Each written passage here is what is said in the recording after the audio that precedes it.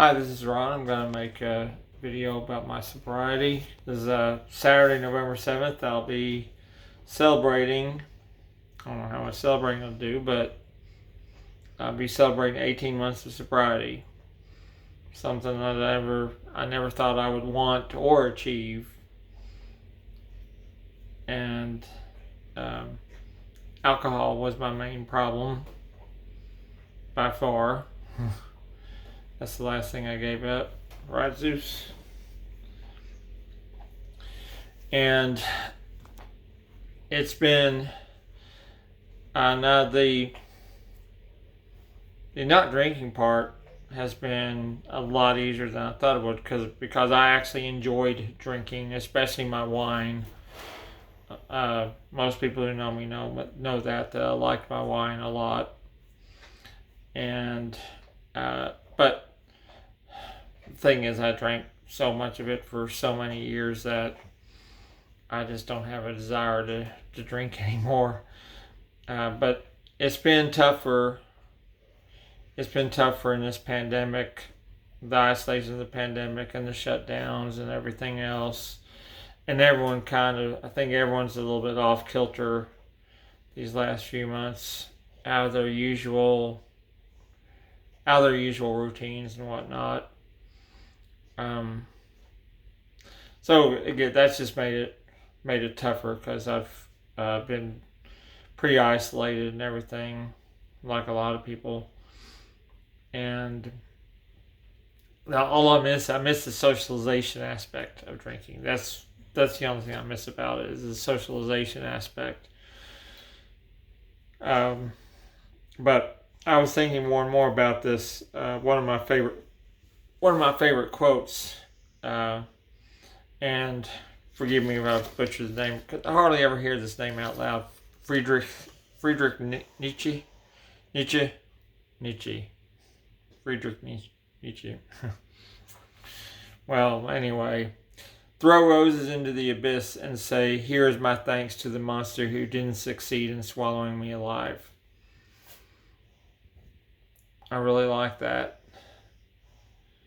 And that is, I think that's a good description of the journey from addiction to sobriety.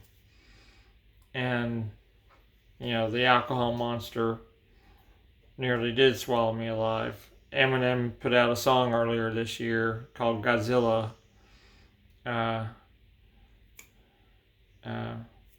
I'm normal during the day, but at night I turn into a monster. And it's his sobriety anthem, and it's kind of been that for me too. But the toughest days, the two absolute toughest time periods, I should say three, after my friend James died in 2005, after my mom died in 2009. Now, Pretty Girl showed up.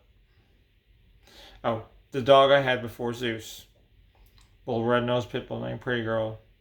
She showed up at my mom's house Thanksgiving morning 2006.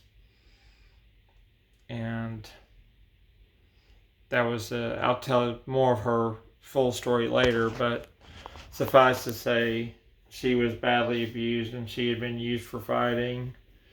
And she had a snaggle tooth that was a missing canine on top, either a result of abuse or fighting, pretty much the same thing. But she was a hot mess, and she showed up at mom's house. So we already had two other dogs over there. So I was still reeling from the loss of James. Then 2009, suddenly lost mom. And those were really some of the darkest days and the toughest times until the Boston Marathon bombings came along. each time when I was reaching the height of being suicidal and self-destructive and everything, Pretty Girl was the thing that was there.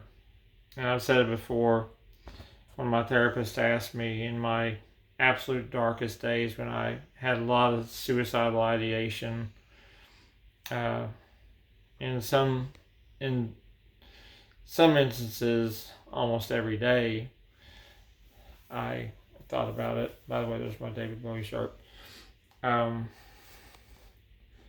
What kept me from doing it? And I told her, Pretty Girl, that was it. And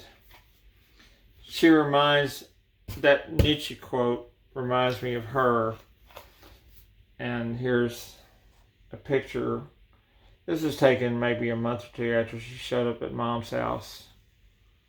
Maybe it's clearer then. Yeah. Like a month or two after she showed up at Mom's house. And she went from that to just blossoming into the most beautiful dog. To this day, the most beautiful dog I've ever seen anywhere in my life. It's pretty amazing. But again, she had been used for fighting. She'd been badly abused. And we started rehabbing her. That took a lot of work. It took really a few years. I'd say it was one of the most time-consuming things I ever did, project-wise, and also my greatest accomplishment in life to this day was rehabbing Pretty Girl.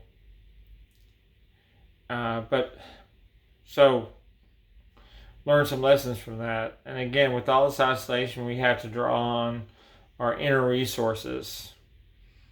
And that's what made me start thinking of her and lessons I've learned from her. We have to draw on inner resources because things like cars, social events, obviously, money, jobs, a lot of things are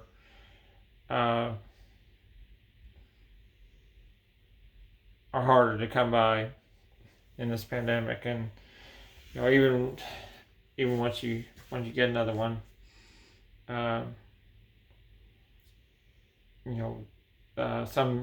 some businesses have been shut down multiple times. Anyway, you have to draw on your inner resources. And the lesson I learned from Pretty Girl, all the things she went through in her life, I look at it, the lesson from her is when you're walking through hell, smile and blow kisses. Because that's how she lived her life. When I told people her history, she was such a joyous dog. She was just pure joy. And she had this velvety voice, this velvety bark, this very expressive voicing and everything. People who have talkative dogs know what I'm talking about. Pretty Girl kind of took it to the next level just all the time. There were so many times she kept me from killing myself with that talking to me. Also, just the fact of knowing everything she had been through. For now, I'm leaving out a lot of it, but suffice to say, she had lived in hell. She'd walked through hell and came out smiling and blowing kisses.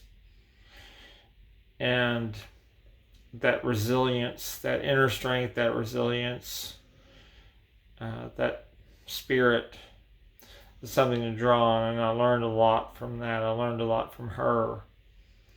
And that's what I'm trying to do now. Again, the struggle isn't so much about not drinking, because that part of it isn't really very hard for me anyway. I know it is for some people, but it isn't for me. But just the isolation of it. So I have to just draw on my inner strength and just know that, okay, I'm going to keep running every day. I've got Zeus here, right, buddy? I've got Zeus here.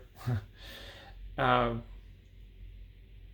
I'll keep doing everything I can. I go to therapy once a week, and I mean that's about it. Keeping some routine, some semblance of routine, and focusing inward, not outward.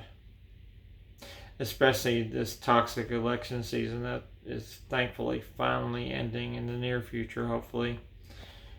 But just wanted to share that with y'all again.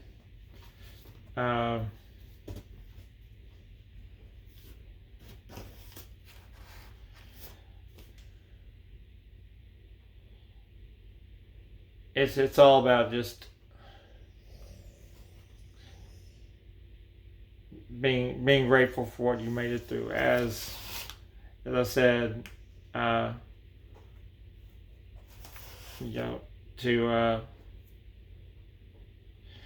say here's my thanks to the monster who didn't succeed in swallowing me alive. And that's kind of how I feel about it. Anyway, 18 months of sobriety, and I'm pretty happy with that. I never thought I would want it, much less achieve it.